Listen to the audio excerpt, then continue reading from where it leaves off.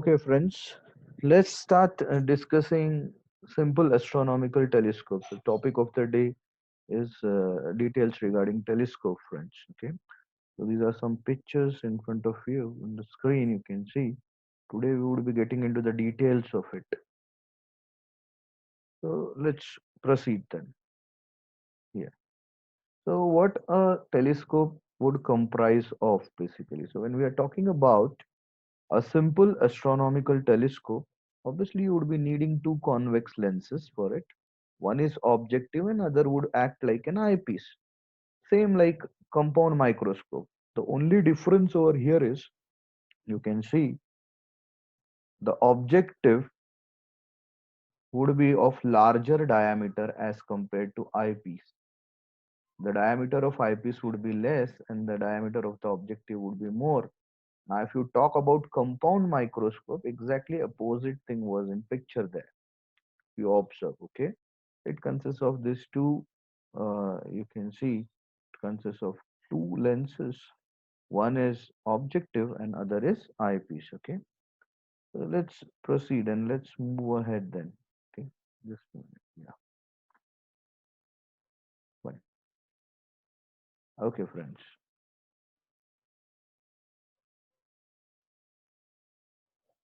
Okay, here you can see the objective will have a larger focal length, say FO Sir, in this. can you show the last slide? Yeah, okay. Please make a note of it and then let me know so that I can move ahead. Okay, you start taking screenshots also because they will serve as notes for you people. Done, sir. Thank you. Okay, no issues. Let's move ahead then. So, the upper diagram will remain same because I'm just trying to construct the ray diagram here for telescope so that everybody understands it. The lower statements, they will keep on changing time and again. So you people should make quick note of that, okay? So here the first statement is very clear to everybody, I believe. It will consist of two convex lenses. One is objective, other is eyepiece. Obviously, the diagram itself shows the diameter for objective is comparatively greater as compared to eyepiece. Okay, let's move ahead. The statement changes now.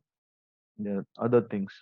So the objective has larger focal length, obviously, because it has larger diameter, larger aperture, you can say.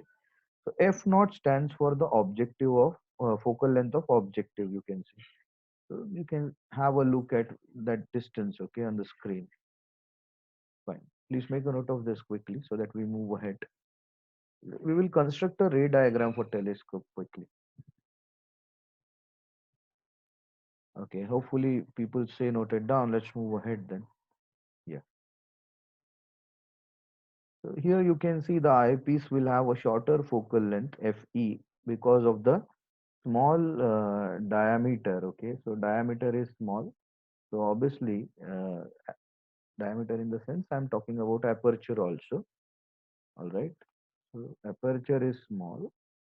The diameter is small for eyepiece, and therefore the focal length for eyepiece will also be small, friends. So let's put it on the screen like how the focal length of the eyepiece would be resembled over here. Yeah. So FE stands for focal length of eyepiece and FO stands for the focal length of objective. Okay, hopefully I've noted the statement. Let's move ahead then. Yeah, these two lenses they are fitted at the ends of the hollow tube, which we know we have used telescope at times. Okay, and the distance between them can be adjusted. Now, when I'm saying the distance between them, that means the distance between eyepiece and objective ideally should be FO plus FE, but that distance can be adjusted to adjust the image position basically. Make a note of it before we move ahead.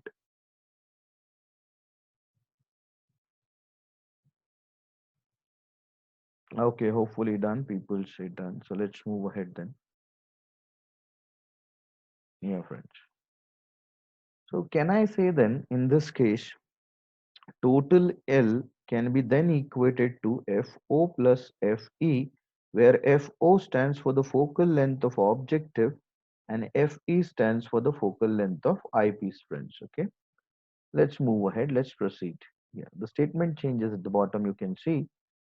Now, what happens is how to draw a ray diagram. Obviously, you would require a parallel beam of light coming from distant objects. When I'm saying distant objects means we all know we use telescope to see distant objects, not micro objects like compound microscope.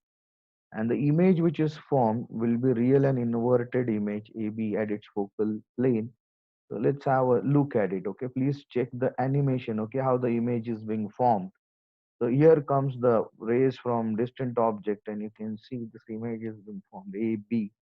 Now, how is this image? If you observe this image, it is below the principal axis. Therefore, I would consider this image as inverted image. Obviously, it's formed on the other side of the lens, therefore real. All right. So these are the two important words being associated with AB over here. The angle made with the principal axis, you can consider it as alpha over here. Please make a note of it before I move forward and I place another statements for you people. So far as the construction of telescope is concerned. Yeah, so most of you say done. Let's move ahead then, friends. Yeah, so let's proceed then. Now you can see this image will serve as an object for the eyepiece. Okay, so this image will act as an object for the eyepiece, which works as a simple magnifier like a simple microscope. So let's say again in the ray diagram, I'm pointing it out over here. You can have a look at it. This image which is being formed, AB, will act like an object for the eyepiece and which will magnify this image, simple magnifier. So let's see. Hopefully you've noted the statement. So we'll move ahead and I can show you on the ray diagram basically how that happens. Okay, so you can see how it acts as a magnifier. An eyepiece will obviously form, a virtual erect image. Sir, Which is, can you yeah, show the last? yeah, okay, just a minute. Yeah. So please make a note of it, Reva, and let me know once you're done with it. Done, sir. Okay, no issues. So the same thing I was trying to discuss. You can see this AB, the image being formed, you know, will act as the object for the eyepiece, and eyepiece will act as a simple magnifier. Now, how? Let's understand. Yeah. So this is how you can see. Suppose this angle is beta. Obviously, by trigonometry, you can work this out as beta. Okay. Now, this will act as an object for eyepiece, and final image will be formed at infinity, obviously. Okay, and how would that image be? You can see they will meet here at infinity somewhere backwards. So obviously, because it's formed on this side of the lens, the image will be virtual, erect, and magnified. So anywhere from distance of distinct vision to infinity. Here you can see where the image is formed. Okay, this is a complete ray diagram of how a telescope is going to work, friends. So please make a note of it, and then we discuss these things in greater details further.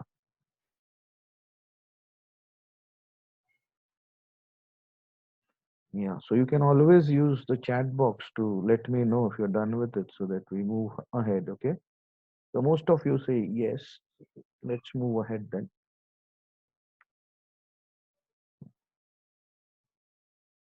So we can say the final image is inverted with respect to an object, that's okay, but with respect to eyepiece, that was real.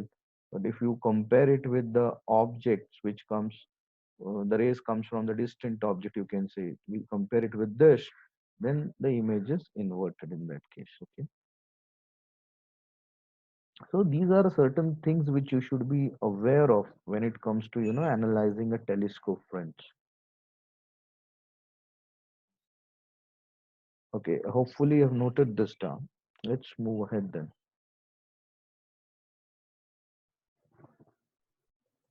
Yeah.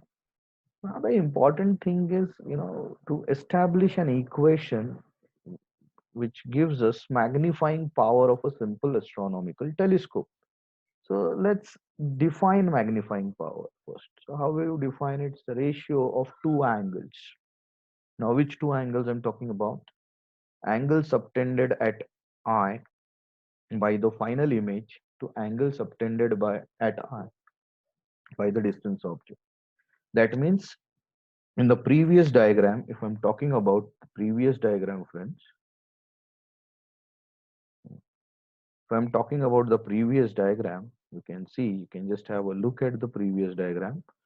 Yeah, it will be the ratio of beta to alpha in a way. All right, friends. So let's see how you define magnifying power of telescope and how you work out an equation for it. Okay. So the angles beta and alpha are very clear in this ray diagram. Hopefully you have noted this down also. Okay. And this is how you define magnifying power of a telescope. Okay. So you define it as beta to alpha. Now we all know one thing very surely, that the distance between the two lenses can be called as the length of telescope. And obviously, as per our ray diagram, I can place this equation capital L equal to F naught plus Fe, if you all realize it. Okay. So how we work out the magnifying power? So again, angle subtended at I by the final image to the angle subtended at I by the distant object. Okay, so these two angles, the ratio of these two angles will give us the equation for magnifying power, friends. So in simple words, if I want to define magnifying power, it will be the ratio of beta to alpha.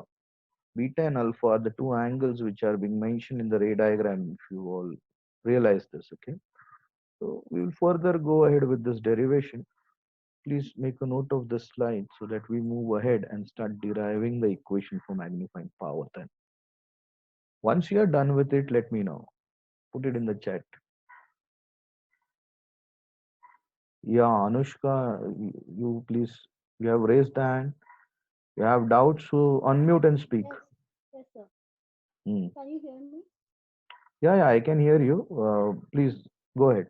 Yes. The angle subtended at the eye by the distant object means Hmm. तो खूप लहान असेल ना but that angle. Yeah, but then it all depends, right? Because anyhow, if you are viewing a planet, obviously the image won't be the size of planet, right? So the magnifying power will be comparatively less if you compare it with the compound microscope, and therefore that angle can be less, लहानच असेल तो comparatively. Okay. Okay, sir. Hopefully things are pretty clear till here. Yeah. Let's move ahead then. Hmm? Yeah. Here is that diagram you can see. And observe this alpha is comparatively less, right, as compared to beta. Okay. So here you have to make a correction. Okay. It's not B and A, it's beta and alpha. Okay. So typological error. They're very small, right? Therefore, you can express them as tan alpha can be approximated to alpha. And when you're talking about tan alpha, you can put it in terms of, you know, the size of the, just a minute, okay, friends. Yeah, you can just put it in terms of the size of the image AB divided by the focal length. Okay, that's how tan alpha can be estimated. All right, so tan alpha can be approximated to alpha, friends. Okay, now similarly, we'll try to work out beta. Okay, so let's say tan beta can also be approximated to beta, and that will also be equal to AB divided by FE. Okay, because if this is beta, this is also beta, right? Tan beta will be opposite side upon adjacent side. The opposite side is AB and adjacent side is FE. So just putting those values as per the diagram. Okay. Now we have the equations with us. So we can use the definition for magnifying power of telescope, and it's defined as beta to alpha. Just place the equations. You can see after putting the values for beta and alpha, you can observe, the AB will get cancelled from both the sides. It will get cancelled, not both the sides. But then ultimately, the equation for magnifying power would be FO divided by FE, where FO stands for the focal length of objective and FE stands for the focal length of eyepiece, friends. So this is how we get the equation for magnifying power. Okay, so how you define magnifying power so far as telescope is concerned is the ratio of focal length of objective to focal length of eyepiece. So if this ratio is greater, the magnifying power will be comparatively more. If the ratio is less, the magnifying power will be comparatively less. So it depends upon what range of telescope you use for viewing the distant objects. Please make a note of it. The only correction on this slide is instead of B and A over here, it should be angle beta and alpha. Okay. Make a note of it and let me know once you're done with it.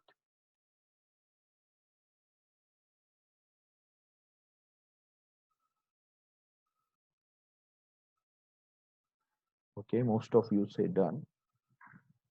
So let's move ahead and let's proceed then, friends, further. Okay. So I believe things are pretty clear till here.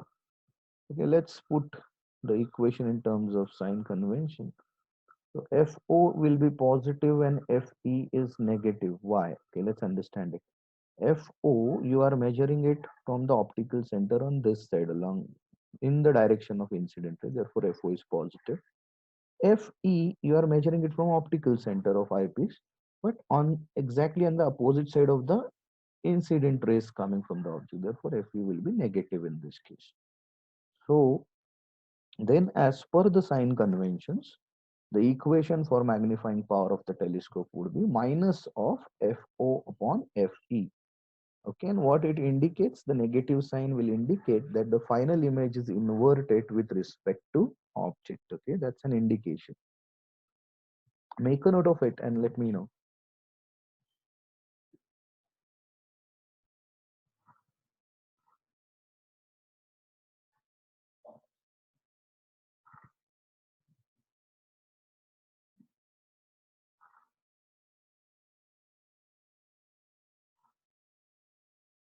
Okay, so most of you say done. Okay, so let me share the ray diagram for this in a complete manner. Just give me a moment.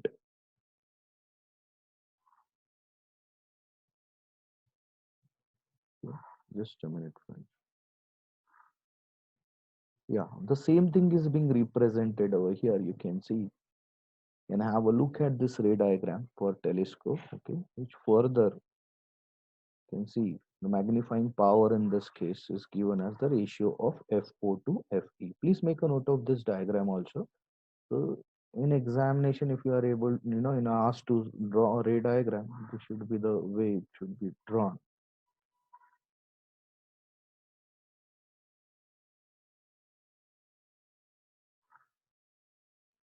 Once you have noted it down, let me know so that we move ahead then.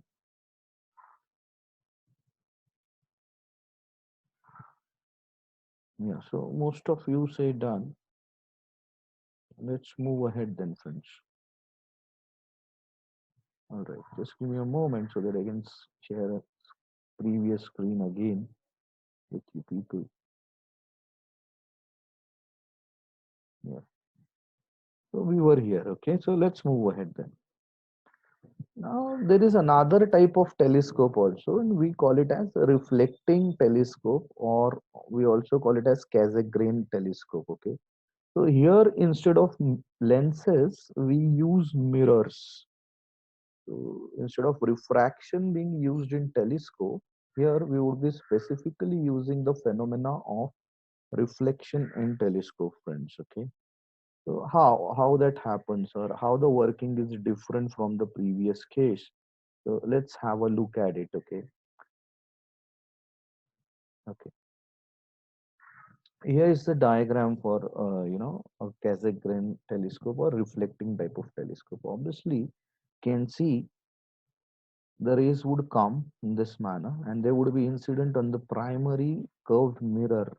Okay, when these rays are being converged at another second flat mirror, you can see, and then the rays go to the eyepiece and you are able to see the object. Okay, so everything is happening because of the mirrors reflecting the rays, right? Therefore this type of telescope will be called as reflecting telescope, and or the other name for it is Cassegrain telescope, friends. Please make a note of this ray diagram so that we start getting into greater details of this type of telescope also. Once you are done with it, please let me know.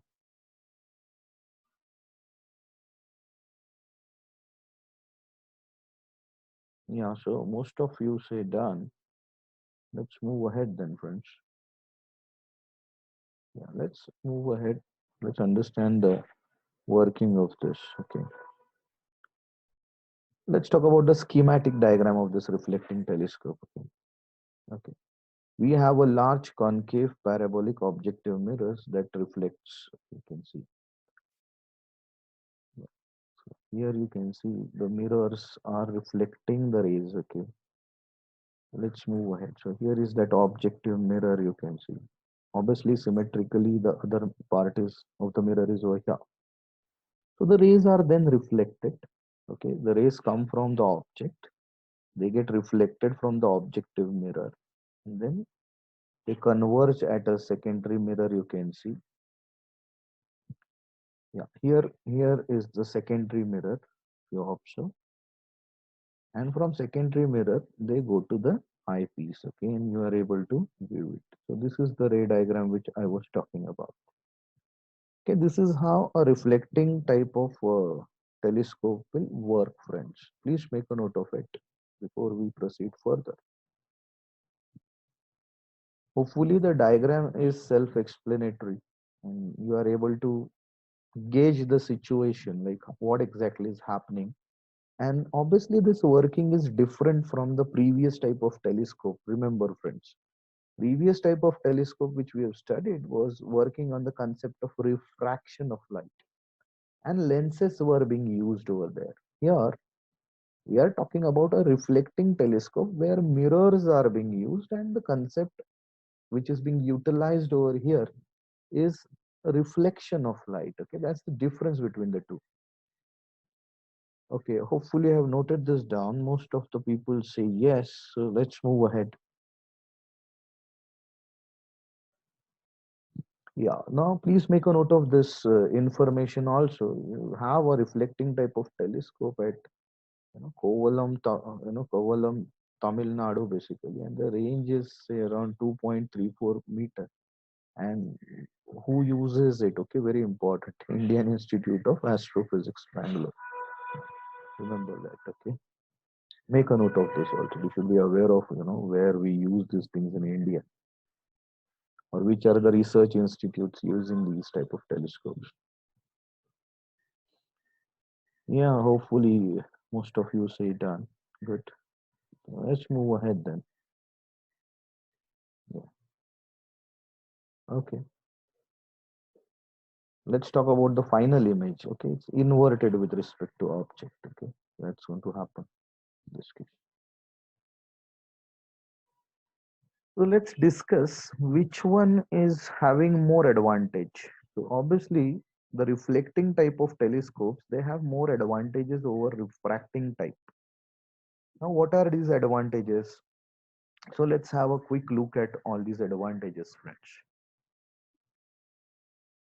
The first thing, now if you are observing fainter objects, you need high resolving power. Now, when you need high resolving power in refracting types, the objective must have a larger diameter.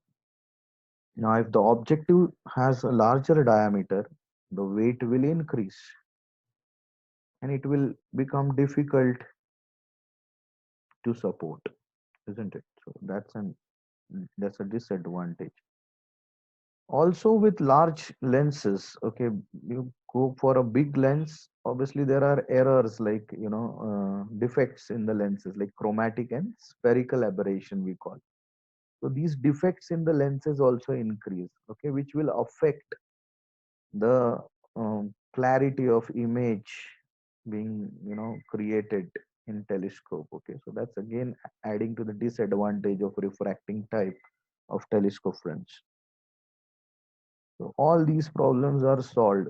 The same problems won't be seen in reflecting telescope, which uses mirror having large focal length. Okay, that's an important point to be understood over here. Yeah, anybody wants to speak? Manjiri, I believe your audio is not muted. Please mute your audio. You want to speak, then only unmute. Okay, then we can have a discussion on that. So that's the advantage of reflecting type. So there is no error like chromatic aberration in mirror or no spherical aberration in parabolic mirror. So that's an advantage of reflecting type of telescope. As the weight is less, it can be supported over its entire back surface. So these are the advantages of a reflecting type of telescope over a refracting type of telescope, friends. Make a note of it, and once you're done with it, put it in the chat section so that I come to know when to proceed. Sir, Yes.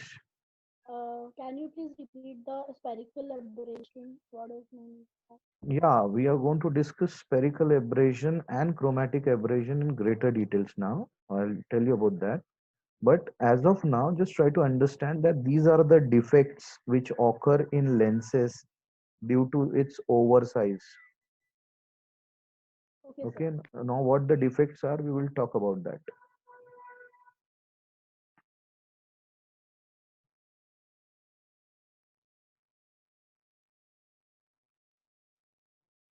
So here what I was saying, in reflecting type of telescope, we won't come across these defects.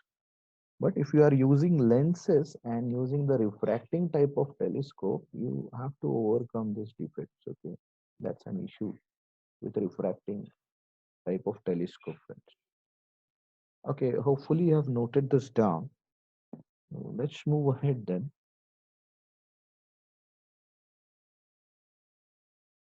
Yeah. Let's understand what spherical aberration is. Okay, what exactly this defect is. You can see a parallel beam whenever it is incident on the convex lens. So the rays which are very close to the axis of the lens, we call these rays as paraxial rays. Okay. Again, I repeat, you all know how the ray diagrams are drawn. The parallel beams are being incident on the convex lenses, parallel to principal axis, obviously. And the rays which are close to the axis, we call them as paraxial rays. Whereas there are certain rays which are away from the axis, principal axis. We call them as marginal rays. Okay.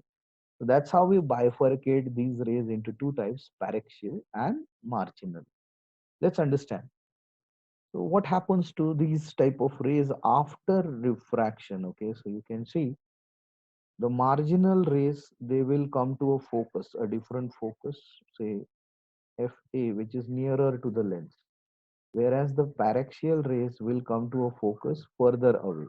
That means the thing which we were assuming that FA and FP should coincide won't happen if the aperture or the diameter of the lens is more. So there will be a difference. These two things won't coincide. Okay. That means you can see the focus of the lens will be distorted.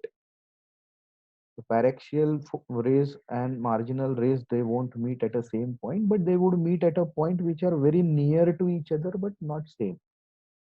And that creates this defect called as spherical aberration. Now this is happening because of the larger lens. Now if you go for a smaller lens with a smaller diameter, this spherical aberration can be eliminated or minimized. But then then if you want the magnifying power to be more, then with a smaller lens you cannot achieve higher magnifying power. So there are problems associated with refracting type of telescopes. So hopefully you have understood what spherical aberration is. Okay, and whatever is applicable to convex lens, the same thing will be applicable to concave lens as well. Please make a note of uh, you know this particular slide, which gives you the details regarding spherical aberration, friends. But what actually happens in spherical aberration? Okay, so you get an image which is distorted, friends, not a clearer image.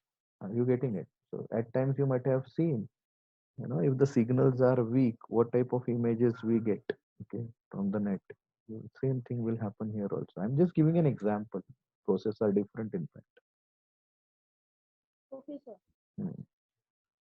So it will affect the clarity, na clarity of image. That's the thing. Okay. So telescope is to be meant for clarity basically, and if it affects the clarity, then the very basic purpose is not solved.